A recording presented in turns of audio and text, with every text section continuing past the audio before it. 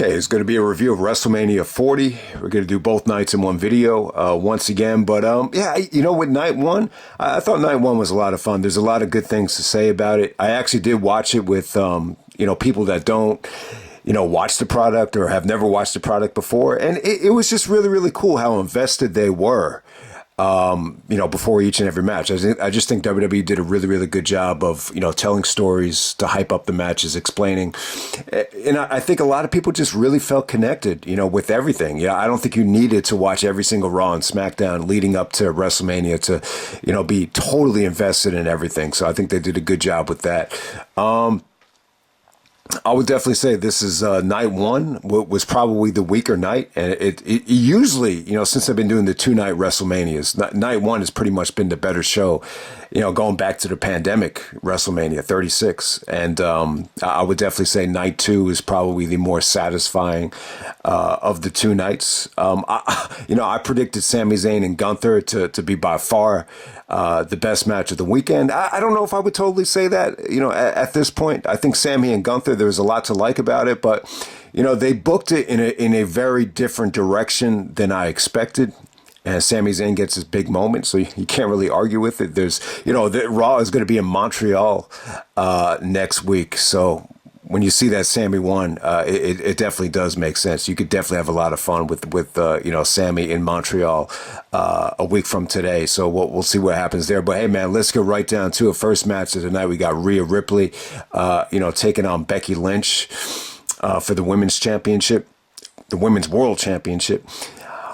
Okay, man. So Saturday was a horrible day in terms of weather. I mean, Jesus Christ. I mean, it was so windy out that, it was taking away layups, not just jump shots, but layups, just to give you an idea of how windy it was. And, when I was going for my workout, you had to wear a Scully. You even had to wear gloves in April. It's like, you got to be kidding me. But, the day on Sunday was a lot more nicer.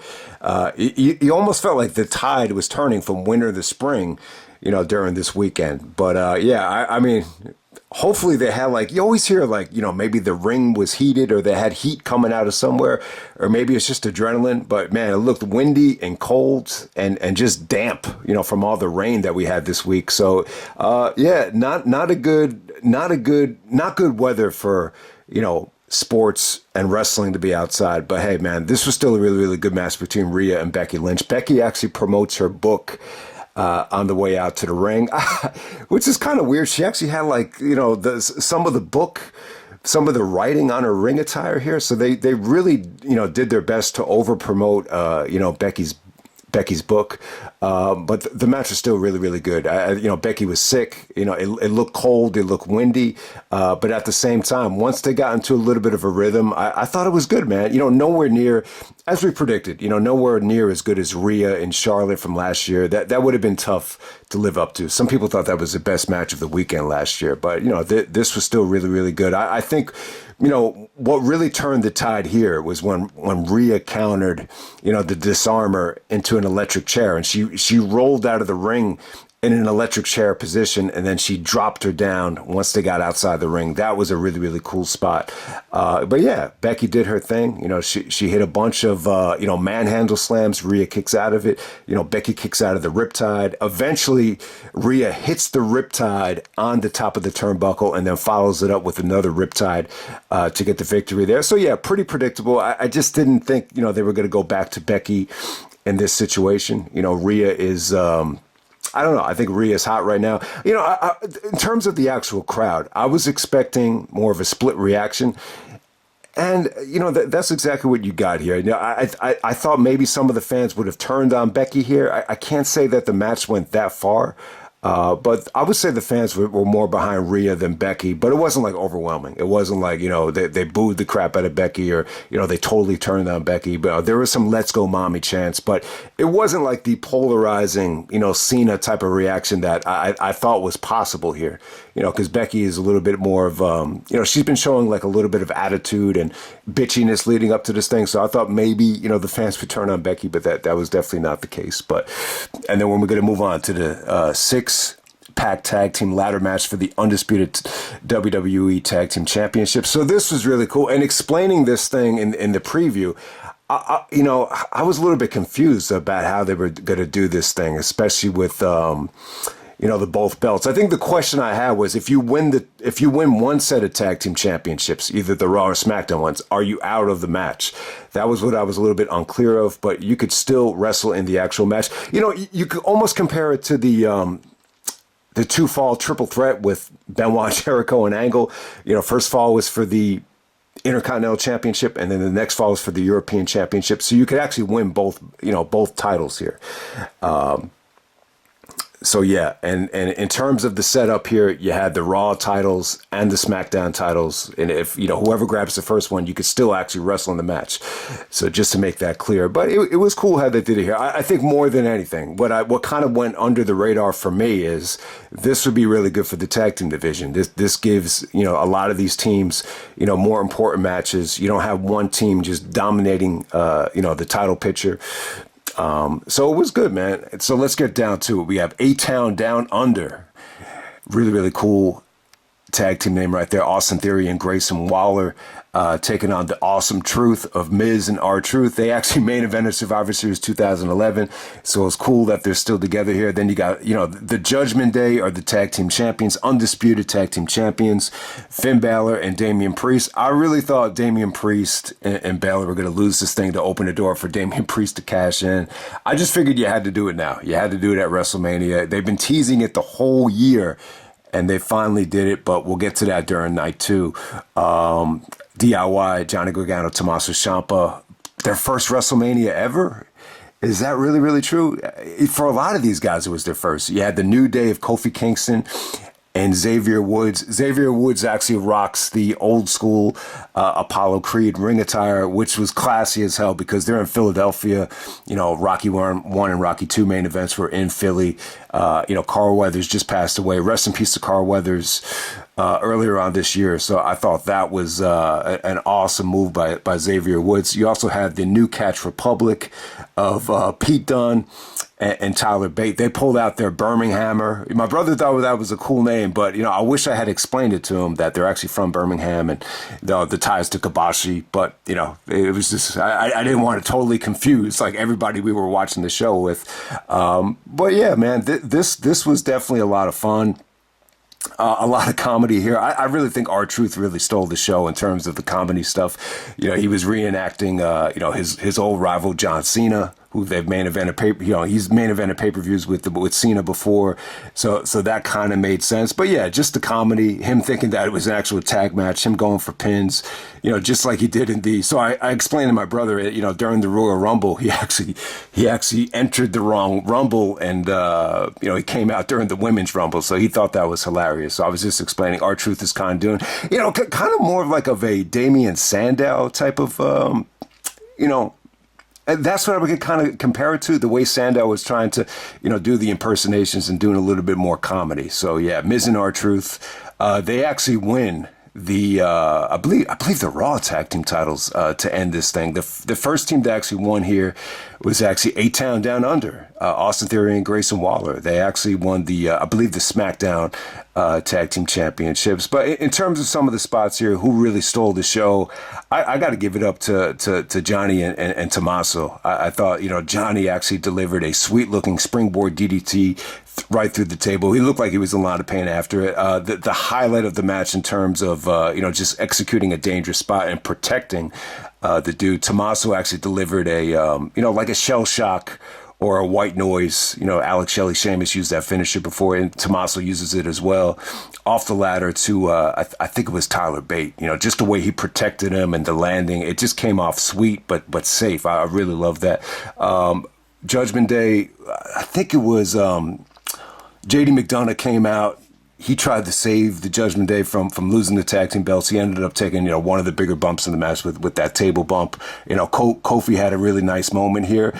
But yeah, I mean, I guess that's pretty much it. I think, it just felt like a lot, for people that don't normally watch the company. It was just like, well, why is there so many guys in the ring? So that was kind of the reaction from a casual fan's perspective. I thought it was a lot of fun. But yeah, I mean, not the best, multi-man, ladder match we've seen at WrestleMania. But, it's great for the tag division. I think it gives, some of the guys that don't get a lot of exposure, more meaningful matches. And we'll definitely see that. So Austin Theory and Grayson Waller, the SmackDown Tag Team Champions. And then, Miz and R-Truth, the Survivor Series main event of 2011, gets the Raw tag team titles. So congratulations to both guys. This is really like a career resurgence for R-Truth. My brother was telling me, he was like, man, how long has, R-Truth been doing it? Like, when did he debut? I was like, yeah, man, you got to go back to like 2000, like when he was K-Quick with, the Road Dogg Jesse James. Like, he's been in the company that long, and then he went to TNA, and, it's been a long journey for him. But, this might be the best night of R-Truth's career, man. Okay, next up we got Rey Mysterio and Andrade coming out there with the, I'm gonna announce who they came out with as well, because everybody played a huge part in this match. We got the Latino World Order of Carlito, Cruz del Toro, Joaquin Wilde, who had an incredible spot, and Zelina Vega. And they're taking on Santos, Escobar, and Dirty Dominik Mysterio, coming out there with Legado del Fantasma of Angel Berto and Elektra Lopez. I think the match was good. I think, what really they did a good job with here was the video package, and they were able to tell multiple stories with Dominik, the betrayal back at Thanksgiving, and they kind of tied it in with Santos, singling out Rey. You remember Santos had that, incredible evil line that he hopes Rey's leg gets amputated. So, yeah, it was a cool way to go back to Mysterio and Dominik. Plus, you had an unexpected face turn from Andrade. You saw Andrade in AEW in the Continental Classic tournament. Now he's at WrestleMania. So it was a good night for him. I think the match was a lot of fun. It kind of felt like filler to me, when we did the preview. I think the match more than anything felt a little bit like filler, but once you watch the video package, it had more of a story than something that you would classify as filler. So I want to give them credit. I think it was a lot of fun. The interference really put the match over the top. And like I said, Joaquin Wilde, he hit a spot that was incredible distance, elevation. It just looked really, really cool. So you had a lot of interference out there. But hey, man, I think Rey looked pretty good. It didn't really overstay its welcome. I'm not going to say Rey looked bad. I mean, he still looks good. Dom got some good heat, and I just think this was a really, really fun match. Not a lot to say about it. I think this is more about the moment more than anything. With the end here, you actually had was it Jason Kelsey from the Philadelphia Eagles, the center. Then you had I believe you also had a defensive tackle come out as well. What was his name again?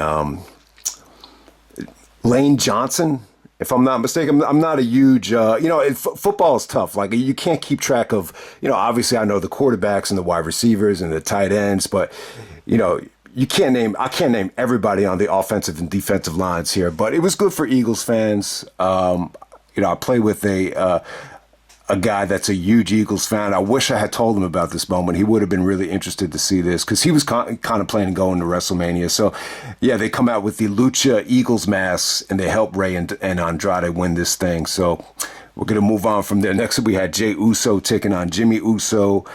Man, I was a little bit, baffled or a little bit surprised at how negative some people are on the Usos splitting, or the Jey Uso face turn, or the Jey breaking away from the bloodline. I really thought it was something that they had to do. I just think the Usos as a tag team were just stale as shit. So yeah, the video package here was cool. I like some of the stuff that Jimmy did leading up to this thing with the ring bell. I think the build up here was pretty good. The video package is great too. Showing the Usos when they were brothers, the identical twins, and then you could kind of see, Jey breaking away and kind of finding it. And both Jey and Jimmy have done a really, really good job of developing their own personality. It just doesn't feel like when we watched the Royal Rumble this past year, some of the older Rumbles, was it 14, 15, 16? It just felt like the Usos were like pretty much identical twins. The same guy. And they've really done a good job of, developing their own, personality. So I like that about the whole feud. The match here, I'm not as down at it as some other people are. I've seen people give this like in the 1-star territory. What it really kind of reminded me of was Eddie and Chavo. Eddie really dominated the Chavo feud. Who knows? Maybe there were plans for Eddie and Chavo to do more of an over-the-top brother, versus cousin feud. This particular one, it just didn't really overstay its welcome. It just, and I gotta say, Jimmy didn't look good here. Like when, it just didn't, they just didn't have a lot of chemistry. Whenever Jimmy was on the offensive end at certain points, I just didn't think the execution was, quite where you would expect. It didn't feel like it had that WrestleMania sense of urgency. So yeah, I would say a little bit somewhat disappointing, but I think Jey really worked the crowd well. I thought the finish was pretty good. But it definitely had some lagging moments here. And when it looked like Jimmy was going to, apologize and, kind of bait Jey in, I just think that was a little bit too predictable. But, Jimmy did hit a nice super kick there. But ultimately, Jey turned the table around and gets a nice convincing win over Jimmy. But yeah, not a spectacular match. Nowhere near as good as, some of the other brother versus brother feuds that we got over the years or matches that we got over the years. All right, next up we have Jade Cargill, Bianca Belair, and Naomi taking on Damage Control of Dakota Kai, Asuka, and Kairi Sane. I think this is really, really, really good. I think what really stole the show here was just the entrances. So Jade doesn't get her own entrance, but I still thought what really stood out here were just the costume designs and the entrances and all the women just did a really, really good job of making themselves stand out with their costumes, ring attire, especially Jade. She looked like Storm from X-Men. She actually shaved her hair or cut her hair to look a little bit more like Halle Berry from X-Men. Naomi's hair is very much, her and Sasha Banks, they pretty much have that same, hairstyle. So that really stood out here. But yeah, I think the match was a lot of fun. Bianca really stole the show from an in-ring standpoint. Dakota, showed a lot of personality here. There was missed communication with Asuka once again, spitting out the mist that cost her team the match. Oh yeah, Bianca with her ponytail. Someone started, I think it was Dakota. She started playing with Bianca's ponytail. And then Bianca started using it as a weapon. So that just looked like a nasty whip. It looked like a burn like crazy. So Jade actually gets the hot tag at the end. Dakota kind of walks into the Jaded or the Widow's Peak, and Jade gets the victory. And yeah, it was a lot of fun. I think more than anything, the argument of doing Jade and Bianca here, I think that's a big money match. I just think maybe you had a lot of big women's matches like Rhea and Becky, already announced. So I think Jade and Bianca is going to deserve a little bit more build up. Plus, I don't know if they're really comfortable having Jade, wrestle one-on-one quite yet at WrestleMania. So this was definitely the way to go. I think this was the right call. It should be really interesting to see how Jade and Bianca, get along.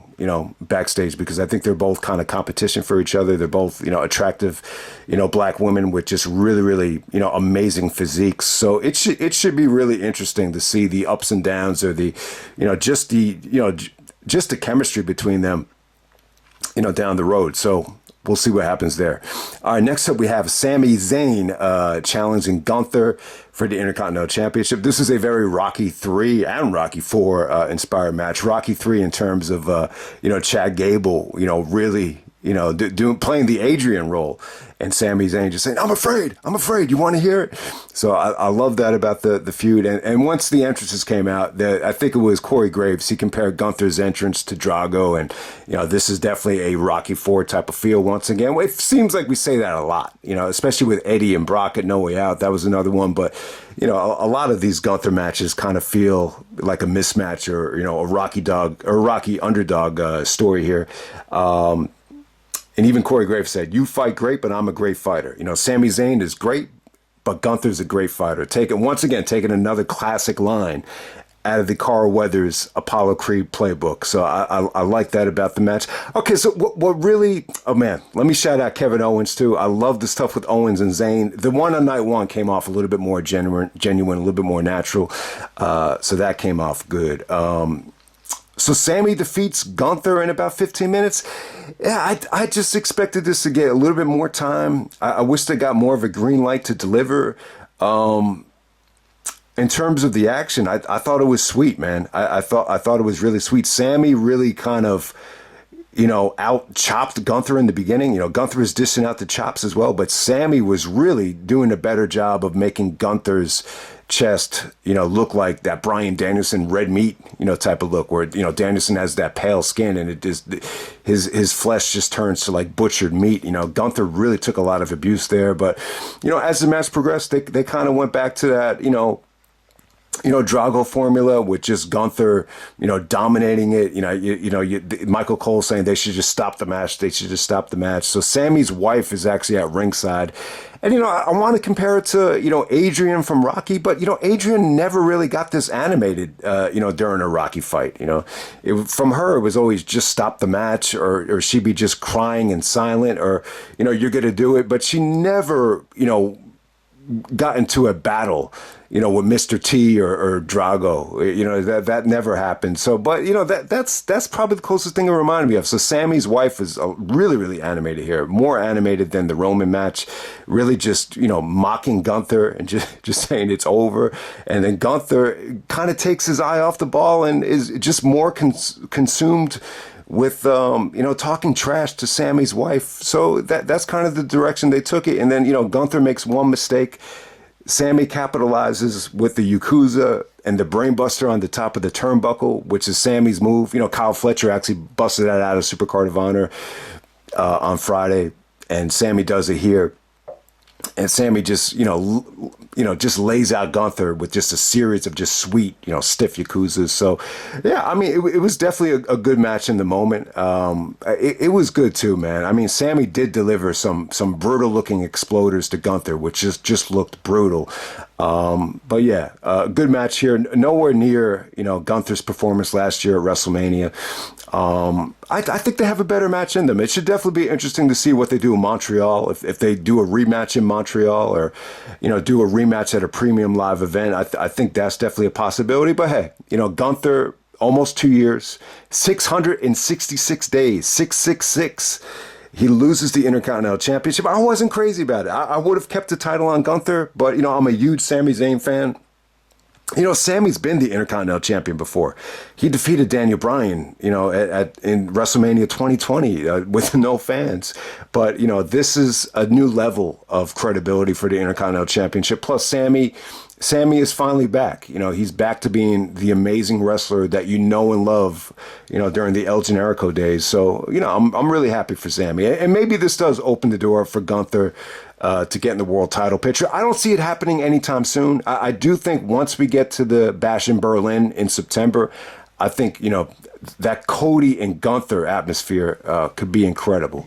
And, who knows how the fans are going to treat Cody in that spot right there, but we'll see what happens. And if you don't want to have Gunther go after Cody, you could always do Gunther and somebody else. And who knows, maybe Gunther is going to, go for the other title at that time, but we'll see what happens there. And then next up, we have the biggest tag match of all time, the main event, and the second longest WrestleMania match ever. I guess besides the Iron Man match, this is the second longest, clocking in at just a little bit under 45 minutes. And plus, not to mention, you had about maybe a half hour of video package and entrances. So in total, this was almost like an hour and a half in terms of everything right here. But yeah, we have the bloodline of The Rock and Roman Reigns, with Paul Heyman taking on Cody and Seth, frickin' Rollins. And obviously the winner, we get bloodline rules. If the bloodline wins, and if Cody and Seth win, then the bloodline is barred from ringside for night 2, which is very well documented at this point. But yeah, man, I think with this tag match right here, somebody said this at the Vengeance 2002 pay-per-view party, and it ended up winning. It ended up being right. I actually picked Kurt Angle that night. He said that, if The Rock is always going to win his first pay-per-view back, and that stays true to the tradition there. So yeah, The Rock actually gets a victory, a clean victory over Cody Rhodes, rock bottom, people's elbow, after the spear from Roman. So that's how it finally ended. But some of the criticism here, the match is a little bit long. It's a little bit drawn out. It was really, really, they really took their time. It's almost like an Attitude Era, style main event. Just a lot of bickering and fighting in the crowd. So you definitely had a match right here that was definitely allowed to take its time and unfold. So there's a couple different ways of looking at it. I really enjoyed it. I like that they went in that direction. I like the fact that it didn't feel like a rushed television main event, just to get you a little bit, of an appetizer, for night two. It didn't feel like an appetizer. I felt like it delivered. It felt like a big time match. I think the biggest question mark here was, how is The Rock going to look? Yeah, Rock definitely a lot bigger, more jacked up than the Cena matches. In terms of mobility, explosiveness, in terms of fluidity in the ring, it remains to be seen. I can't say that The Rock looked amazing, from an in-ring standpoint. I think execution-wise, he looked strong. His offense looked great. But in terms of, running the ropes and, having a back and forth match in terms of cardiovascular stamina, it remains to be seen. I wasn't that impressed. If anything, this felt like a combination of, Rock during his, Mankind feud from 1999, kind of mix it in with a little bit of Hogan from WCW with the belt shots and everything like that. But I'll tell you what, man, in terms of personality, in terms of charisma, in terms the trash talking to the referee, he's like, if you count out, you're fucking fired. You're like, just the way The Rock is cursing, man. It really is a lot of fun to watch. I know Rock has pretty much more of a green light. I think the joke me and my brother were talking about was, he's so kind of, burned out from all these Disney movies that he's just really, just letting it go with all the cursing. So I think The Rock, showed a lot of charisma and a lot of personality. Probably some more so than ever. Like I think that's what stood out about this match more than anything. But yeah, Seth was pretty much selling the knee injury the whole match. It's tough to tell like how injured Seth was. Cody did get some hot tags. Once they finally got back into the ring. What really turned this match around, this is I think the match did deliver. I think what really turned it around was, Rock did some trash talking with Mama Rhodes, which I thought was beautiful. I thought that was great. Even Cody's mom, showed a lot of personality out there. She even cursed, back at The Rock a couple times. But the table bump was incredible, though. It looked like Rock was going to do the rock bottom. Seth comes out and, gives Rock a chop block right on the calf. And then Cody actually does the rock bottom through the table. The table actually breaks, thank God. These tables are so tough to break, but, Rock is carrying so much mass and so much muscle that you knew it was going to break. Some of these table bumps did not go through on night two. So I thought that was an awesome spot. And then they followed that spot up with, Roman, spearing Seth through the barricade to take him out for good. And then, Cody tries to make a comeback, but there was a series of crossroads in there. And then I think Roman hits the spear, and then Rock does the, rock bottom, people's elbow. So he pins Cody. No surprise there. I definitely think, I really think, Rock and Cody is a big money match. In a lot of ways, I really think Rock and Cody, especially right now with how well this buildup has gone, that Rock and Cody could definitely be, it definitely feels to me like it could be a bigger match than even Rock and Roman. So it's good, man. This whole weekend, they didn't really rush, anything between Rock and Roman. The only thing you really saw in this match was, Roman accidentally speared the Rock. Rock looked like he was in a lot of pain, just like he was when Goldberg speared him. So that was a lot of fun. I think the main event is fun. I mean, does it have a lot of replay value? It's not really something you need to see, over and over again. But in the heat of the moment, I think it delivered, and I think it was a lot of fun. Okay, moving on to WrestleMania Sunday, night 2. We open it up with Seth Rollins actually taking on Drew McIntyre. Seth's entrance was, both entrances here were really, really good. Drew's entrance was inspired by Braveheart, and Seth comes out with, I don't know what you exactly want to call it, but it was definitely something to see. CM Punk is on commentary. So Punk's entrance was actually on the pre-show. But hey, CM Punk was going to be on commentary for a reason. I don't know why I couldn't see this coming, but now you know why. I really thought they were going to do the cash-in because I just don't think he had a lot of time left. And they've been teasing it, for so long now. So I figured, you might as well just get it done. So they accomplished a lot here. They're able to give Drew his moment in front of fans. They were able to get the Money in the Bank thing over with, and they were able to really kind of, plant the seeds for Punk and Drew to take that feud to the next level. So In terms of the actual match, straight out the gate, Drew hits the Claymore. You got a nice, believable near fall right there. Thanks to Sheamus and Daniel Bryan. You just never know. You've seen Sheamus do the bro kick straight out of nowhere to win, a world title match in that spot. So I thought that was genius. I thought that was a great spot. Oh, the match overall, only 10 minutes and 30 seconds. It felt it felt longer than that. I don't know what it was. It just felt like a much longer match than that, I guess, because of the Punk stuff and the cash in. It felt more like 20 than 10. But, the bottom line is here, Seth is compromised. As Punk alluded to, he's selling the knee injury. There just wasn't a lot here that Seth was able to do. We don't know how bad it is, but I want to credit Seth for wrestling this WrestleMania weekend. We're seeing a lot of guys in sports right now, not necessarily faking injuries, but just not, sucking it up and wrestling, or playing while they're getting paid. Ben Simmons would be an example of that. Stephen A. Smith said he has no problem hustling to the bank to cash the check, but when it comes to actually playing, he's nowhere to be found. But Seth is the complete opposite. I just think he has a lot of passion, for the business. I do not see him leaving the WWE anytime soon. I think a lot of it has to do with Becky. We've been speculating, is he going to go to AEW, whether this deal is up or not? I just don't see it happening, for a lot of different reasons. I thought him and Drew had a nice little sprint right here. Seth did some, really good selling. Straight out the gate, it was just, a lot of good counters to the Claymore, a lot of good of Drew just ducking out of the curb stomp. And it was just good stuff. Even the stuff by Punk in the table, was really, really good.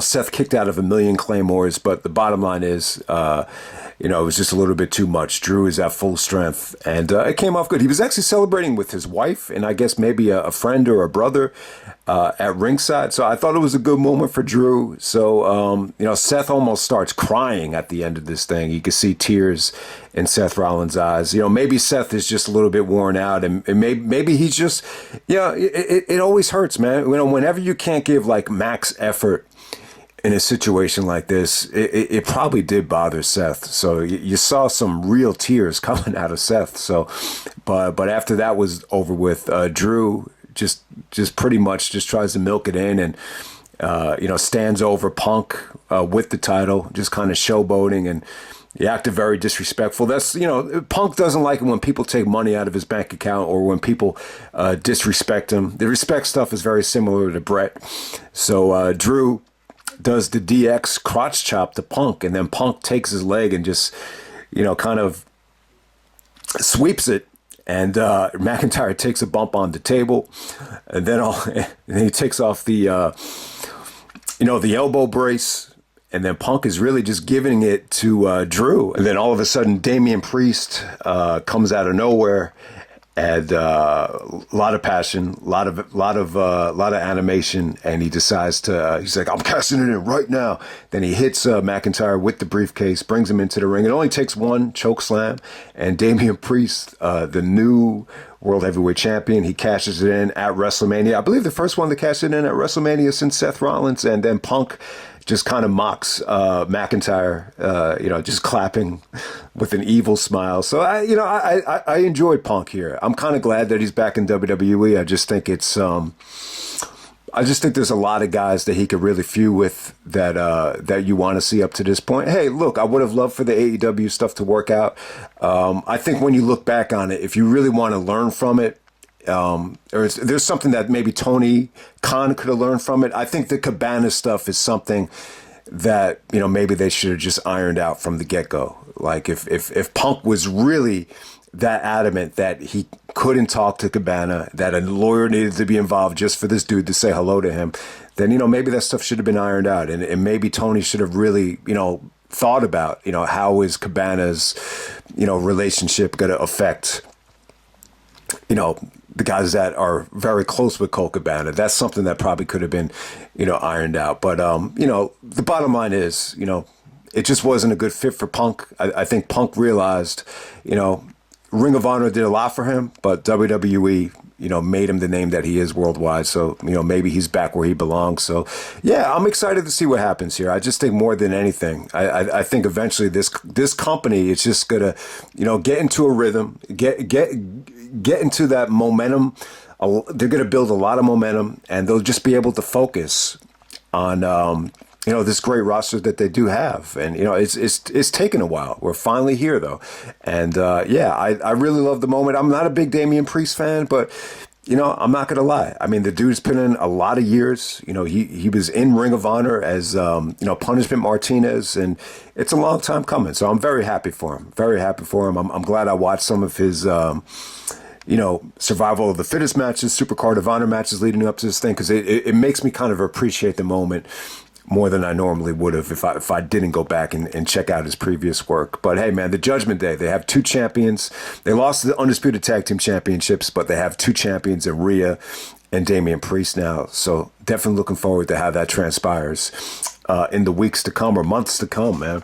All right, next up we have the Pride. Bobby Lashley, Angelo Dawkins, and Montez Ford taking on the Final Testament of Karrion Kross, Akam, and Rezar of the Disciples of Apocalypse, coming out there with Scarlett and Paul Ellering. Philadelphia Street Fight. We got Bubba Ray Dudley as a special guest referee. We actually had Snoop D-O-double-G, Snoop, one of my favorite rappers of all time, on commentary. They actually promoted Lil Wayne on night one as the greatest rapper of all time, which is funny because, the only one I've heard call Lil Wayne the greatest of all time was Snoop. But we got Snoop on commentary here to promote Gin and Juice with... I guess it's him and Dre are actually in created their own Gin and Juice brand, and they're actually working on a sequel to Doggy Style called Missionary, which I'm sure will come out in 2000 never, but we'll see what happens there. I thought Snoop was a lot of fun on commentary here, but not to take away from this match.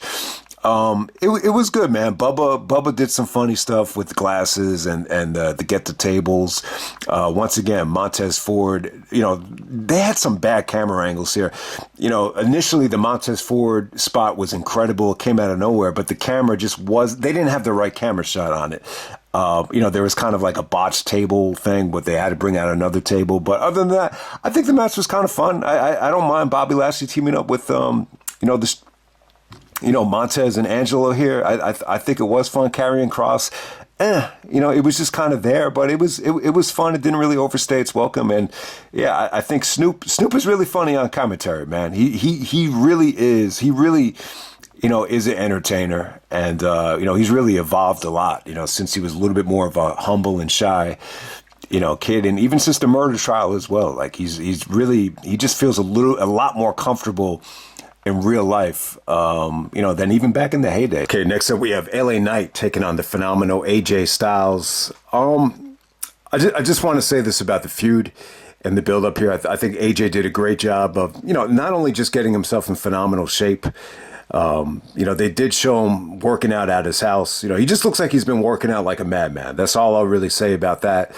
And, they did some great stuff leading up to this thing with, LA Knight getting arrested at AJ Styles' house, and AJ's just being, a vicious heel. This is some of the best heel work I think AJ's ever done. Even in the actual match, I just think he did a good job of dictating the tempo, just playing, just being very aggressive.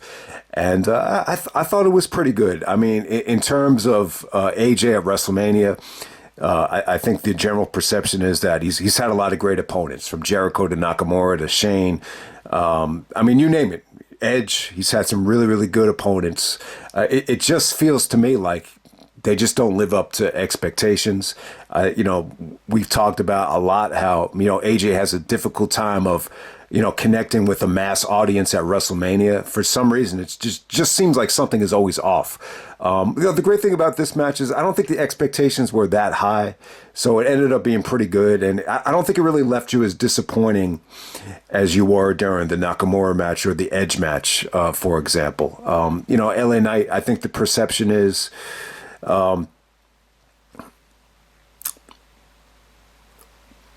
he's really old. I mean, the dude got monumentally over. I mean, this night, it didn't really capture like how over LA Knight was last summer, but he was still more over than AJ, though.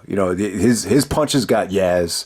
AJ Styles' punches got boos. So once again, I can't say like, AJ really turned the crowd around. It wasn't like the Smart Mark audience came out and, wanted AJ to get one big last hurrah. If this is, going to be AJ's last WrestleMania, who knows? I don't know what he's going to do from here on out. But it was a good performance from AJ. LA Knight, man, I think the perception it seems like it's really mixed. A lot of people just don't think he's a good wrestler. It seems like a lot of the smart marks just don't like him. But then again, I mean, when you look at Money in the Bank, the dude was treated like a god. So, you always want to see guys, get over it. You always want to see guys, really, whatever's working. A lot of people are just a fan of whatever works, no matter who the guy is. So you got to be happy for LA Knight that, he got to the spot against AJ Styles. It was, like Michael Cole said, this is the biggest match of his career. In terms of the actual match, I thought it was good, man. I thought it was really good. I wasn't a huge fan of the finish. I just feel like it kind of ended before it really got going.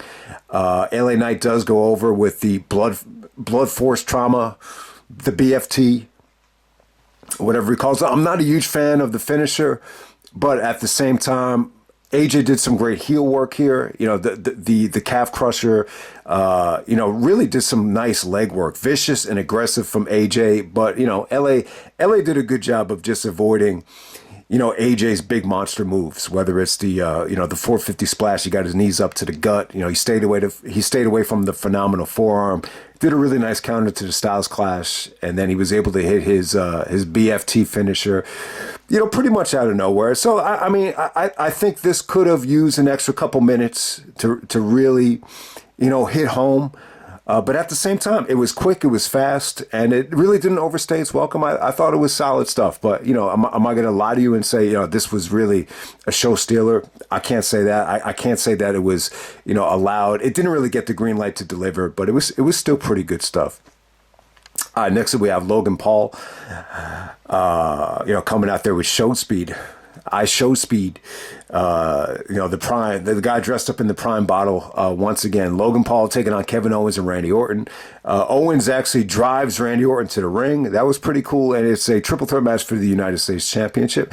I didn't think this was great. It was entertaining. Did it exceed my expectations? I would definitely say no. I wasn't that crazy about Logan here, like in terms of him doing anything memorable. I think the finish was really good. He did go over here.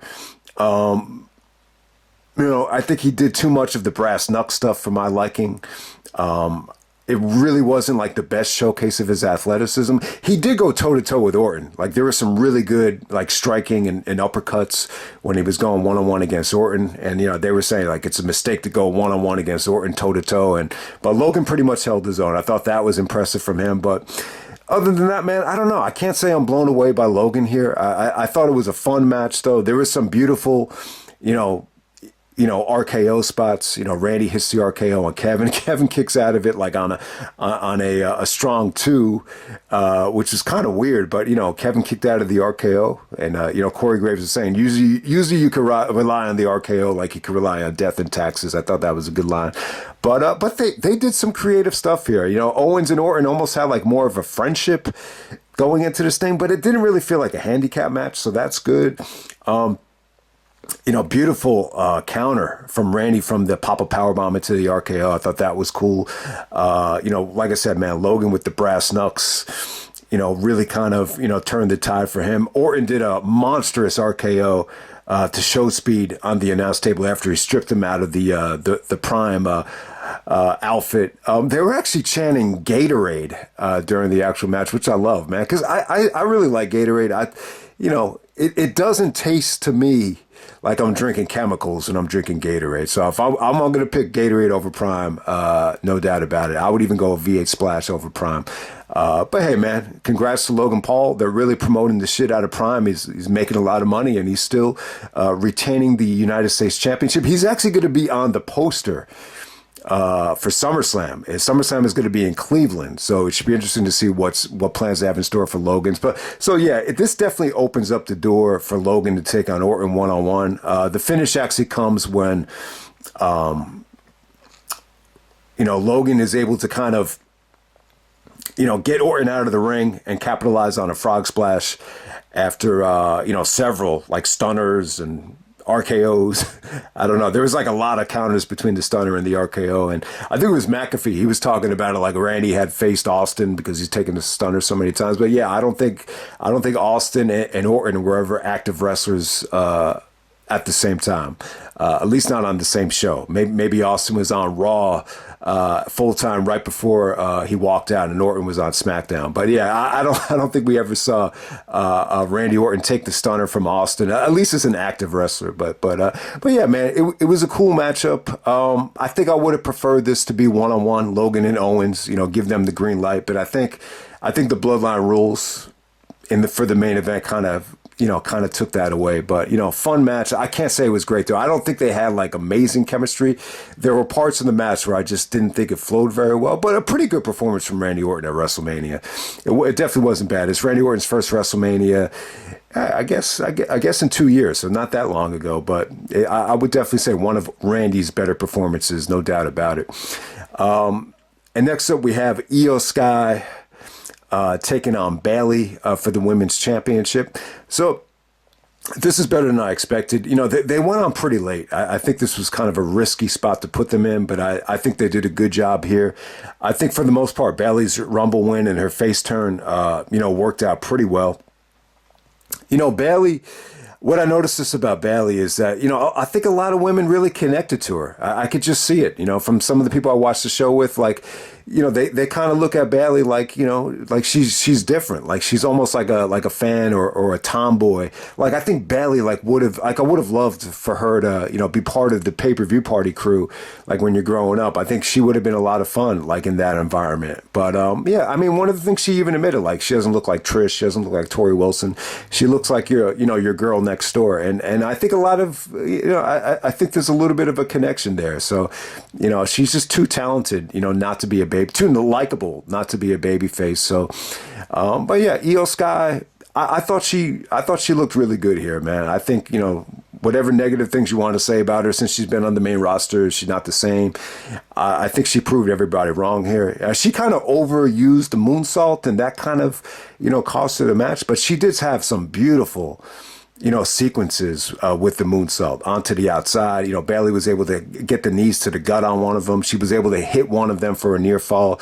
So yeah, there was some nice aerial stuff. The highlight of the match for me is that belly to belly, and Io counters it into not a schoolboy, I'll call it a schoolgirl. I thought that was an awesome spot. And I guess Bayley calls it the rose plant.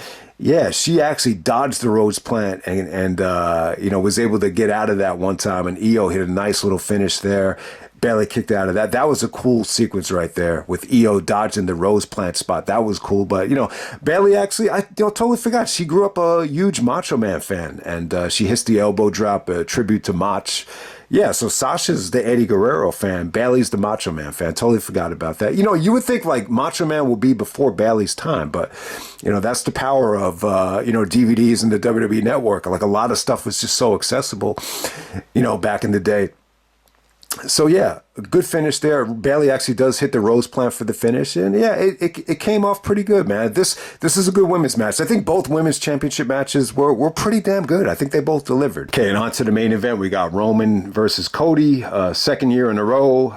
Yeah, this Bloodline rules for the Undisputed WWE Universal Championship. Obviously, it was pretty damn good. I think. In terms of the work in the ring, I would say pretty much just as good as last year's.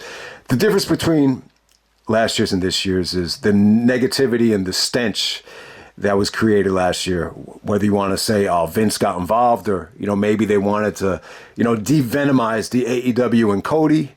Maybe he just came off the injury a little bit too, maybe he just hadn't paid his dues yet, coming off of that injury last year. But this year, it was the total opposite. Everything about this match was pretty damn awesome. I think the one thing that people are going to use against this match is some of the work, some of the sequences before the Bloodline started interfering were just kind of, pointless. But when I watched it back, I really think, the work was pretty damn good between them. And, the fans were pretty much into everything, in terms of the near falls and,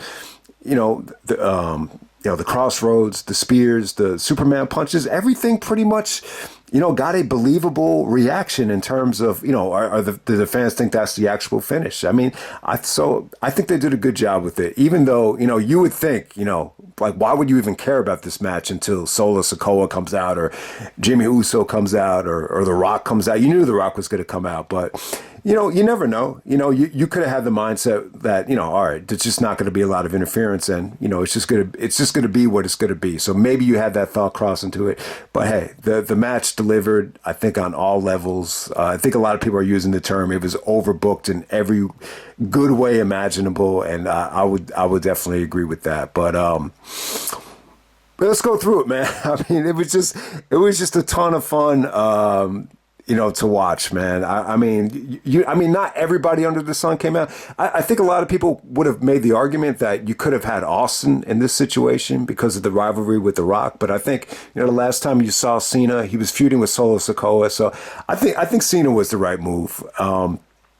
But before we even get to that, though, Jimmy and Jey, like the spot that they did was by far like more memorable than anything they did in their match on Saturday. So yeah, Jey Uso actually comes out and, takes out Jimmy. Jimmy was the first one to, jump on Cody with the super kick. So, Jey kind of neutralizes Cody. And then you have the Solo Sikoa stuff, which was good. You had to have Solo come out because, he fucked up last year's main event. So you had to do that. So yeah, I think the Cena stuff really surprised me. I mean, that was a mark out moment. So Cena takes out Solo Sikoa through the table, and then you get The Rock coming out, and you have a stare down between The Rock and Cena, which is cool. You know what? This might have been like the best Rock Cena moment ever. I think it came off that good. It came off great. And so Rock actually rock bottoms, Cena. And yeah, The Rock was hilarious, man. He once again cursing like crazy on the way down to the ring, and then he says, "Get the fuck out of my ring." So I thought that was funny as hell. The Rock. I gotta say, I think I finally found someone that curses more than me, man. The Rock, gonna take, we're taking it back to the Attitude Era. So, and I gotta say, one of the greatest WrestleMania moments of all time. I did not expect it to happen, but when you think about it, I think it makes a lot of sense. And when you think about it, like Undertaker's first match ever, like it kind of goes under the radar. Like it was against Dusty's team at Survivor Series. What was it, Team Dusty versus Ted DiBiase's team? I think that might have been it. So you definitely have Undertaker with ties to Cody. Taker's been a huge supporter of Cody, so it definitely makes a lot of sense. And, the first time you got to see Taker and Rock interact, since the summer of 2002. So it was pretty damn awesome. A lot of people really wanted to see Rock try to end the streak. I don't know if Rock was ever really sold on it. But you get to see, the dong hits and then the lights go out and you get to see the American Badass Undertaker chokeslam Rock. It was a great moment. Goosebump moment, man. That was Goosebump City for me. But, even before you got to the finish and even before a lot of the Bloodline stuff came into play, like there was some like funny ass trash talking from Roman where he's mocking Cody's finisher. He's like, this finisher sucks. He's like, go back to Hollywood with them rest of them bitches. And when you think about it, he's talking about Cena. So that kind of tied into Cena coming out a little bit later where he talked about, we basically saying Cody should go to Hollywood just like Cena. But yeah, man, I'm trying to think. This was just so overbooked. Yeah, so after Taker leaves the ring, you actually have, I forgot about Seth, man. Seth comes out as, the Shield. You didn't get to see Dean Ambrose, but you got to see Seth Rollins. Before Seth is even able to do anything, Roman's able to Superman punch him. And before Seth is even able to get up, is very symbolic. Roman does the 10 years earlier, gets his revenge from 10 years earlier and just clocks, Seth with the steel chair. I thought that was cool. That was kind of like a, what do you want to call it, redemption or a full circle moment. It was just cool how he kind of annihilated Seth. Yeah, I don't think Seth really got any offense in this main event, but it was still cool that he came out as, a member of the Shield. And then that kind of led to, man, there was some awesome kickouts out of the spear from Cody, but then eventually it just led into 3 consecutive crossroads. Cody finishes the story and he gets it done. And this celebration was incredible. I mean, long time coming. Well, almost 4 years in the making. You have to go back to the NBA bubble to go back to when Roman won this belt at SummerSlam 2020. Who do you win it from? You won it from Bray Wyatt, which is crazy. Bray Wyatt or Braun Strowman? I can't remember either one of those guys. Was it SummerSlam or was it Payback? It was Payback 2020, which was a pay-per-view the next week after SummerSlam. And at that time, I think Cody actually got squashed by Brody Lee. And it's fucking funny, man. I didn't even realize it until now. Brody Lee has passed away, and so has Bray Wyatt. Wow, I never even thought about that. That is crazy. And now Cody finally does it. And you get to see CM Punk out there. Cena celebrates with him. You name it. Everybody in the book was out there celebrating with Cody. And I didn't even realize it.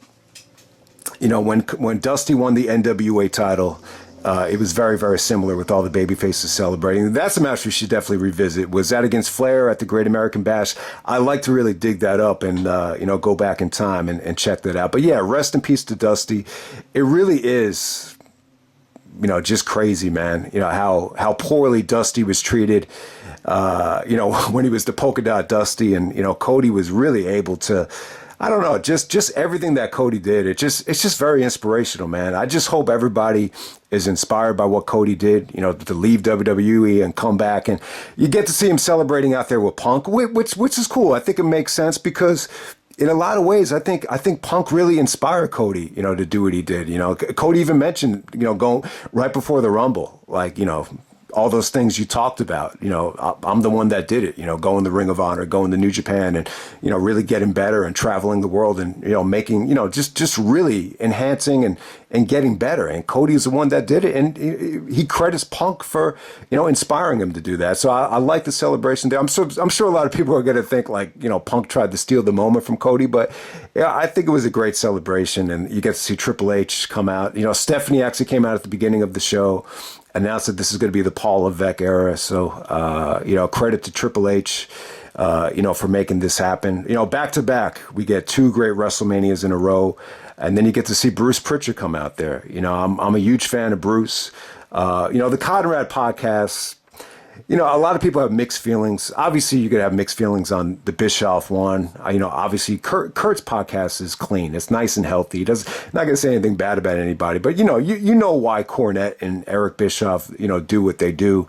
But Bruce's podcast is really cool. He's always been kind of Vince's right-hand man throughout the years. And he's had enormous ties to, Dusty. He loves Piper. He loves Savage. But, yeah, Dusty and Bruce, from what I understand, were really close. I don't think anyone does a better Dusty impersonation than Bruce. So it was cool that Cody wanted them to come out. And obviously, I don't want to forget Brandy came out at the entrance. So, you hadn't really seen that in the WWE. I guess you saw for the first time, Brandy coming out. So it's almost like, in a lot of ways, they did a good job of paying tribute to, what Cody did with the Young Bucks. They actually had pictures of Cody, Jericho, and Kenny together, Cody with the Young Bucks together. So it's not like they totally ignored, the journey that it took, Cody to get here. So, but hey, man, this is Cody's moment. I don't want to take away from it. I just hope everybody was able to enjoy the show. And, very predictable main event. Like, if Cody wasn't going to win this thing, I would have been really, really, really shocked. But I think what the main event does more than anything is it was just really, it was almost like a family coming together and just coming together for all the right reasons.